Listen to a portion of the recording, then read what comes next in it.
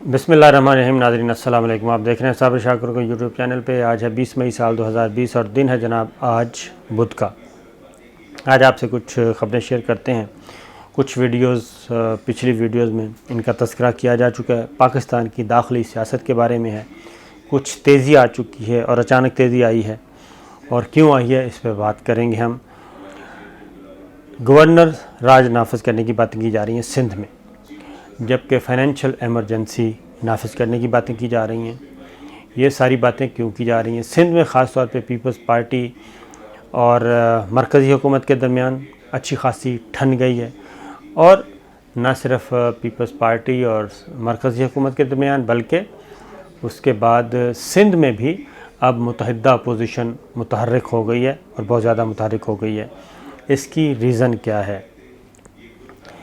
उसकी वजह यह है कि दो काम होने ही होने हैं। मैं आपको बता दूं, नंबर एक, NFC अवार्ड को रिव्यू होना है। जो पिछले खाबे थे वो नहीं चलेंगे और अब सूबों को लगेगा कट, क्योंकि जो सूबाई हुकूमतें हैं, मैंने आपको पहले भी बताया, सूबाई हुकूमतें महसूलात का, आमदन का बहुत बड़ा हिस्सा ले जाती थी और पाकिस्तान को चलाने के लिए कुछ नहीं बचता था। इसलिए वो होना ही है। नया NFC 10वां अवार्ड करने के लिए कमीशन तश्कील दिया जा चुका है। नेशनल फाइनेंस कमीशन तश्कील दिया जा चुका है, जिसको कौमी मालियाती कमीशन कहते हैं। वो तश्कील दिया जा चुका है और उसमें गवर्नर जो थे सूबों के, उनसे नाम लिए गए एक्सपर्ट्स के और वो नाम भी डाल दिए गए हैं। नोटिफाई हो चुका है। अब पीपल्स पार्टी जो है, ज़ाहिर है वो ये ऐसे ही है, बैठे बैठे बस आप माल मिलता रहे और आप खाते रहें। अब बाकायदा तौर पे एक तजवीज़ आई है और वो तजवीज़ क्या अहमी दे दी, बिला वजह दे दी गई। अपोजिशन लीडर हैं सिंध में शमीम नकवी, उन्होंने ये जनाब किया। उन्होंने कहा है कि लोग कुछ भी कहते रहें कि हम मुतालबा करते हैं कि गवर्नर राज नाफिज किया जाए सिंध में, एक बात। दूसरी बात, फ़ाइनेंशियल एमरजेंसी नाफिज की जाए और ये आइन के तहत इख्तियारात हासिल हैं, हो सकती है। उसकी रीज़न ये है कि ये अब NFC वार्ड जो है उसमें रिव्यू के लिए तो तैयार हैं, तरामीम के लिए भी तैयार हैं, लेकिन उसकी कीमत बहुत ज़्यादा मांग रहे हैं। और उसकी कीमत ये मांग रहे हैं दोनों ही, शरीफ फैमिली भी और जरदारी फैमिली भी, भुट्टो फैमिली भी। वो कीमत ये मांग रहे हैं जनाब कि आप हमें बारगेन करें हमारे साथ और नैब को ख़त्म करें। ये पहला मुतालबा इनका वो है कि नैब को सिरे से ख़त्म कर दें, नैब को ज़म कर दें आप FIA में, और ये नैब का इदारा कौमी एहतसाब ब्यूरो जिसे कहते हैं, इसको फ़ारिग करें और ये सारा हवाले करें आप FIA के, इसमें ज़म कर दें। दूसरी बात, वो कहते हैं कि नैब का अगर ये नहीं होता तो फिर क्या हो? अच्छा, नैब अगर FIA में ज़म होता है, इसका क्या मतलब है? इसका मतलब है कि नैब ऑर्डिनेंस के तहत जो स्पेशल एक तरीक़ाकार अकाउंटेबिलिटी का है, वो सारे का सारा ख़त्म हो जाएगा। फिर चला जाएगा रवायती तरीक़ाकार, FIA के पास, बैंकिंग कोर्ट्स के पास, एहतसाब अदालतें सारी ख़त्म हो जाएंगी। उनके तहत जो सज़ाएँ दी जाती हैं वो ख़त्म हो जाएंगी, रेफरेंस नहीं बन सकेंगे। फिर रूटीन की फ़ौजदारी मुकदमात बनेंगे। फिर यह है कि अगर किसी का टैक्सेशन का इशू है तो वो FBR डील करेगा, किसी का बैंक का असला है तो वो बैंकिंग कोर्ट्स डील करेंगी, किसी का एक्साइज एंड टैक्सेशन तो उनकी स्पेशल कोर्ट्स हैं, कस्टम्स कोर्ट्स हैं, वो डील करेंगी। तो ये है, और बाकी जो चीज़ें हैं वो चलती रहेंगी। ये है इनका। दूसरा इनका ये है कि अगर आपने नैब को मुकम्मल तौर पे ख़त्म नहीं करना नैब ऑर्डिनेंस के तहत, तो फिर नैब ऑर्डिनेंस में अमेंडमेंट्स लेके आएँ। अमेंडमेंट्स में क्या लेके आएँ? चेयरमैन नैब के इख्तियारात ख़त्म करें। उसके बाद जो रिमांड है 90 डेज़ का वो ख़त्म करें, उसको कम लेके आएँ। फिर गिरफ़्तारी का इख्तियार वापस लें, वारंट गिरफ़्तारी जो जारी किए जाते हैं वो वापस लें, और ये सारे इख्तियारात मामूल की अदालतों को सौंप दिए जाएं। ये दूसरा मुतालबा है। फिर ये है कि उसमें ये भी है कि जी इतने अरसे तक अगर आप नैब मुकदमात नहीं 3 माह साल 1 साल के अंदर अंदर अगर नैब किसी इंक्वायरी इन्वेस्टिगेशन के नतीजे पे नहीं पहुंच पाती तो वो ख़त्म तस्वर होगा, उसके बाद वो इशू दोबारा नहीं खोला जाएगा। इस तरीके के मुतालबात पेश किए जा रहे हैं और सादा ज़ुबान में कि पीपल्स पार्टी भी और मुस्लिम लीग नवाज़ भी ये दोनों ये चाहते हैं कि नैब ऑर्डीनेंस का कलाकमा कर दिया जाए और इसमें कोई चीज़ ना हो। लिहाजा अब ये बहुत बड़ा डिमांड है, अब ये इतनी बड़ी डिमांड है कि उसको पूरा नहीं किया जा सकता।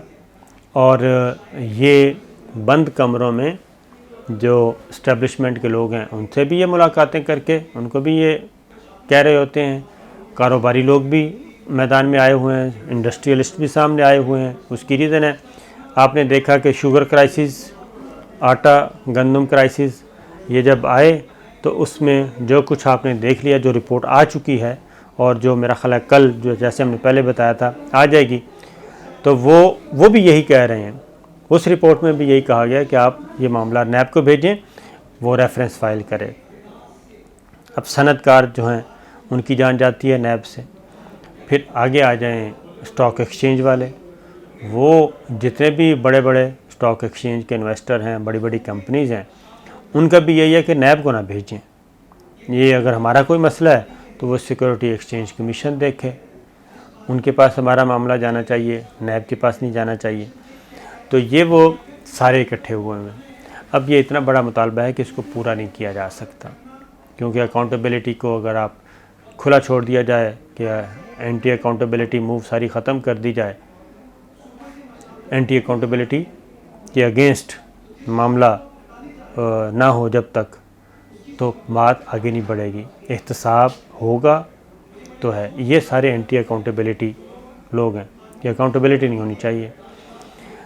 लिहाजा ये डिमांड्स हैं जनाब, ये रखी जा रही हैं पसे पर्दा बंद कमरों में कि हम NFC के लिए भी तैयार हो जाएंगे और कौमी मालियाती वार्ड जो होना है अगला, उसके लिए भी तैयार हो जाएंगे, और अगर तरामीम लानी है उसके लिए भी तैयार हो जाएंगे। लेकिन अगर ये नहीं होगा तो फिर ये आँखें दिखाना शुरू कर देते हैं।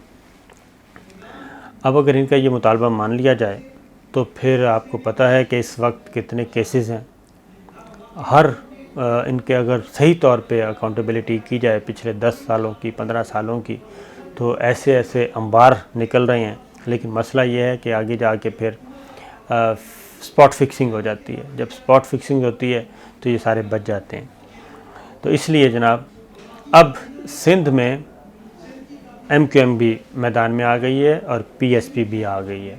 यानी सिंध में MQM तो बाकायदा हिस्सा है, GDA भी अपोजिशन बेंचों में मौजूद है, पार्लिमानी जमातें हैं। अब वो भी मैदान में आ चुके हैं मरकज़ की हमायत में, और उन्होंने भी ये डिमांड की है जनाब कि NFC की जब बात होती है तब तो सिंध हुकूमत हमारे पास खींची चली आती है, पैसा आ रहा होता है, और जब आगे PFC की बात होती है यानी प्रोविंशियल फाइनेंस कमीशन जो है, क्योंकि ये पैसा नीचे जाना होता है, डिस्ट्रिक्ट लेवल तक जाना होता है, तो वो इंसाफ नहीं होता। यही काम पंजाब में हुआ। पंजाब में भी आप देखें कि लाहौर, फैसलाबाद, रावलपिंडी, गुजरांवाला ये शहर थे मेन जहाँ पे ज़्यादा पैसा खर्च किया गया, और जो साउथ पंजाब सारा वो बिल्कुल उसका बुरा हाल है, उसका कोई पुरसाने हाल नहीं है। तो ये चीज़ चल रही है जनाब, ये पॉलिटिक्स चल रही है। लेकिन अगली बात मैं आपको बता दूं, अब ये नैब ऑर्डीनेंस में तरामीम क्यों चाह रहे हैं? शाहिद खाकान अब्बासी साहब उसके रूह रवां हैं, शहबाज शरीफ साहब रूह रवां हैं, बिलावल भुट्टो साहब रूह रवां हैं, और जितने भी इस वक्त नैब के राडार में हैं मज़ीद आ चुके हैं। यानी कि ईद के बाद जो बात की जाती है कि टार्ज़न की वापसी, तो ईद के बाद बहुत सारे लोग जो हैं वो नैब के शिकंजे में आ जाएंगे। तो उससे पहले पहले ये प्रेशर बढ़ाया जा रहा है, सूबाइयत को भी सूबाई तासुब को भी हवा दी जा रही है, इस तरह की बातें की जा रही हैं। लेकिन ख़बर हमारे पास यही है जनाब कि इनकी ब्लैक मेलिंग में कोई भी नहीं आएगा। शुगर क्राइसिस की रिपोर्ट जो है, शुगर स्कैंडल की रिपोर्ट तैयार हो चुकी है, वो कल वज़ीर आज़म को पेश कर दी जाएगी, और वो जुमे को मेरा ख़्याल है कि हो सकता है पब्लिक कर दी जाए और वो आगे फर्दर कार्रवाई के लिए भेज दी जाए। IPPs की बात सुन लें। IPPs के बारे में हमने आपको बताया था। IPPs मुराद है जो प्राइवेट बिजली घर हैं, उनके बारे में इंक्वायरी हुई थी। उनकी तरफ बल्कि खरबों रुपया निकलता है कि वो भी उनका भी फॉरेंसिक ऑडिट अगर करवाया जाए, जिससे वो भाग रहे हैं, तो फॉरेंसिक ऑडिट करवाया जाए तो वहाँ पे भी आदाद शुमार का गोरख धंधा है। जो कुछ बताया गया वो है नहीं, और फिर अपनी जो क्या कहना चाहिए अदायगियों को डॉलर्स में कन्वर्ट करवाया गया। फिर जितनी उनकी कैपेसिटी है वो उससे कम बताई गई, ज़्यादा ज़ाहिर की गई कहीं। तो ये सारी चीज़ें इस वक्त मैदान में हैं। तो IPPs के लिए भी जनाब एक बोर्ड बना दिया गया है, कमेटी बना दी गई है, और उसके लिए याकूब साहब हैं जो साबिक सेक्रेटरी थे, फेडरल सेक्रेटरी रिटायर्ड हैं, याकूब बाबर, उनको उनका बनाया गया है हेड। और अब वो निगोशिएट करेंगे, क्योंकि ये नैब का खौफ है तो ये निगोशिएशन पे आ रहे हैं, निगोशिएट करने के लिए तैयार हैं। अगर ये नैब का खौफ ना हो तो फिर तो कोई भी नहीं आएगा, क्योंकि फिर वो बाकी मामूल के जो इदारे हैं उनको हैंडल करना उनके लिए मसला नहीं है। तो जनाब इस वक्त गवर्नर राज के बारे में भी सोचा जा रहा है, सीरियसली सोचा जा रहा है। फाइनेंशियल एमरजेंसी मुल्क भर में लगा दी जाए या सिंध में लगा दी जाए, वो भी सोचा जा रहा है, या अदरवाइज़ एमरजेंसी लगाई जाए, क्योंकि दो काम हर सूरत में होने ही होने हैं, और वो दो काम हैं नया NFC अवार्ड और नई तरमीम इलेक्टोरल रिफॉर्म्स। उसके बग़ैर यह सिस्टम चलने वाला नहीं है। गवर्नर्स में तब्दीली लाई जाए, गवर्नर्स का सिस्टम तब्दील किया जाए, तो ये रिफॉर्म्स है, पूरा एक रिफॉर्म्स का एक एजेंडा है, रिफॉर्म्स का एक पैकेज है, वो आनी है। और इसीलिए ये अब क्योंकि अगली बात जो है जो लीडरशिप है पार्टी की, पीपल्स पार्टी और मुस्लिम लीग नवाज़, दोनों को इस बात का भी ख़तरा है कि कहीं ऐसा ना हो कि हमारे जो मेंबर्स हैं, पार्लिमानी अरकान हैं, वो बाहर से ही इन तरामीम की हिमायत कर दें और वोट दे दें।